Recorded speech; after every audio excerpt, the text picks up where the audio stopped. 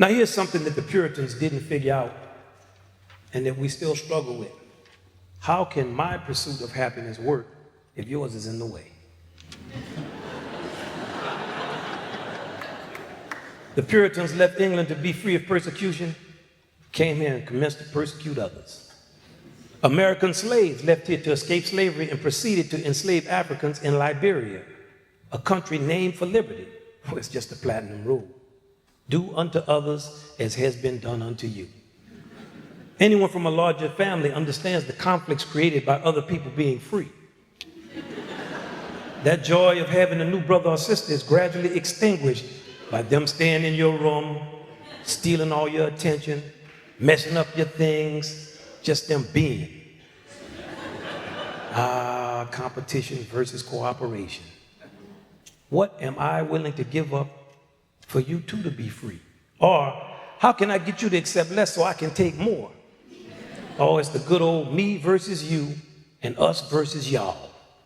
The tension between individual and group interests has long defined our national dialogue. Haves versus have-nots, workers versus management, states' rights versus federal government. Now, in our music, bands are divided into front line, we're the haves, and back line, have-nots. Soloists, in most cases, they're horns. Sometimes we let a violin get up here with us.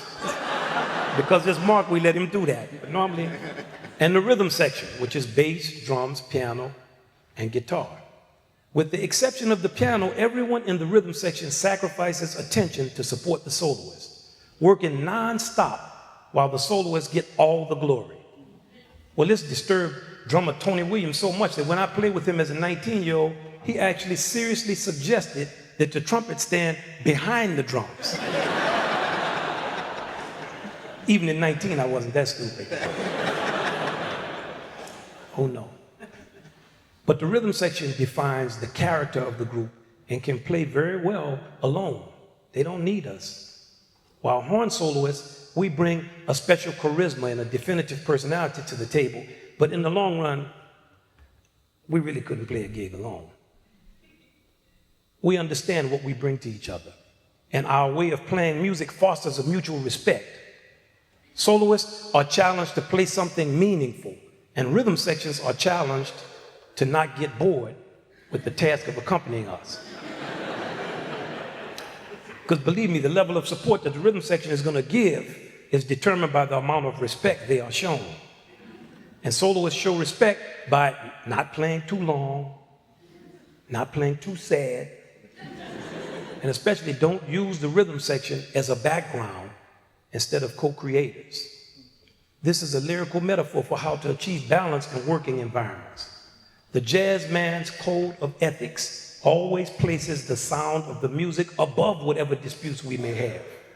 So the main objective is always clear, as it was always clear with Jelly Roll Martin. Jelly wants you to play exactly what he wrote. Now he might leave a little room for you to improvise, but play those dots. He might shoot you if you get too far away from those dots. His New Orleans contemporary, King Oliver, had a very different concept, featuring much less written music and more improvisation. Jelly was an example of strong federal government approach. The king was purely stage rights. There are pros and cons to both approaches. Too much Jelly is no creativity or freedom to make choices. Too much King Oliver, chaos and competition run amok. Here's Jelly Roll's approach.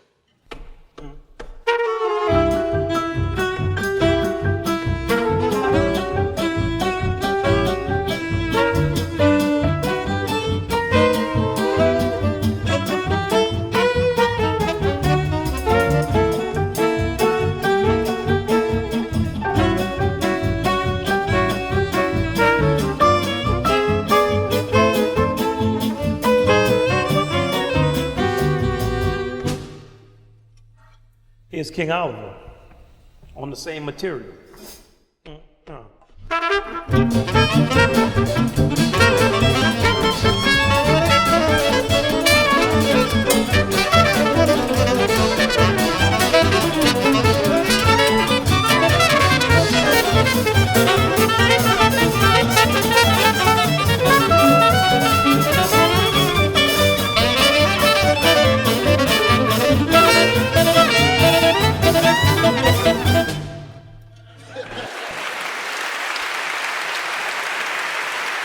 right.